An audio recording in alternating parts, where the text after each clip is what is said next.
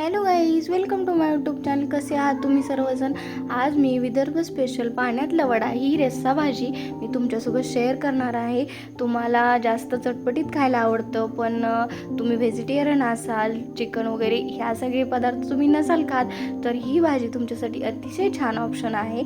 आणि पाण्यातला वडा रस्सा भाजी बनवण्यासाठी मुगाची डाळ आणि उडदाची डाळ ही रात्री भिजवून घेतली जाते आणि त्याच्यानंतर त्याच्यामध्ये जिरे, धने, बडीशेप, तीळ, लसूण आणि कांदा ह्याची छान पेस्ट करून घातली जाते आणि जास्त काहीही वापरलं जात नाही या भाजीमध्ये.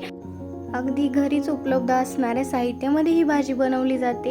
आणि ह्या दोन डाळी आणि त्याच्यामध्ये थोडंसं मीठ आणि तिखट घालून ह्याचं छान पेस्ट करून घ्यायची आणि ही ग्रेव्ही छान भाजून घ्यायची आणि त्याच्यानंतर एक बारीक टोमॅटो चिरून घालायचा आणि कढीपत्ताही घालायचा, लाल तिखट, ठेवणीतला मसाला, आपला काळं तिखट घातलेला आहे मी आणि ते थोडंसं जास्तीचं तेल घातलेलं आहे. तेल ह्या भाजीला जरा जास्तच लागतं आणि मग छान भाजीमध्ये गरमच पाणी ओतायचं आणि भाजी छान उकळून घ्यायची आणि छान वडे बनवून, उडीद वडे जसं बनवतो आपण तसे वडे बनवायचे आणि ही भाजी चवीला खूप छान लागते. आम्ही सर्वांनी ही भाजी छान एन्जॉय केली.